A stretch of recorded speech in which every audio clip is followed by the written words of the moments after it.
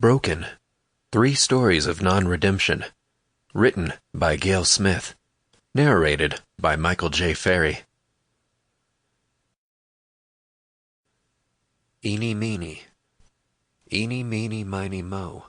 Catch a tiger by the toe. If he hollers, make him pay $50 every day. My mother told me to pick this one. Children's choosing rhyme. 1. This one was an elderly man, close to his 70s. He was dressed in stained and ragged clothing that had not seen a washing machine in many weeks. The old man shuffled down the side of the highway, dragging a plastic bag in his wake. Every now and then he'd stop and stoop over to drop something into the bag. From his vantage point, Jack couldn't tell what it was the old geezer was collecting. But it was obvious this senior citizen wasn't helping to keep the highway clean by gathering roadside litter.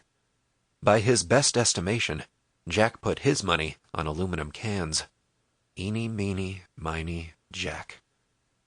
Of course, everyone in the world knew that these old people stopped trusting banks years ago, and now kept all their valuables and money nearby or on their persons.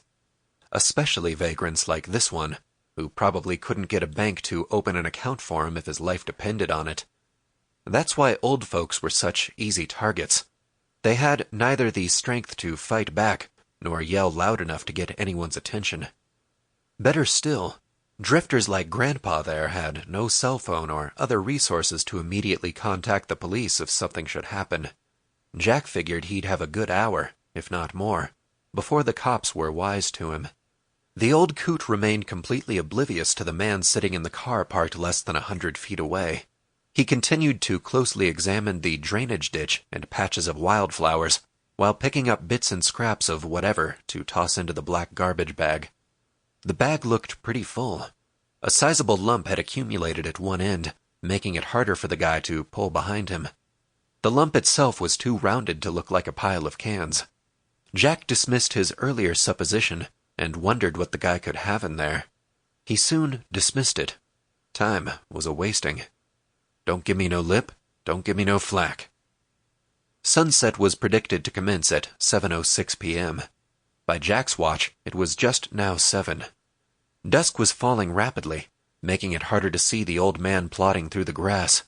People driving past sometimes honked their horns, as if to warn the man of their approach.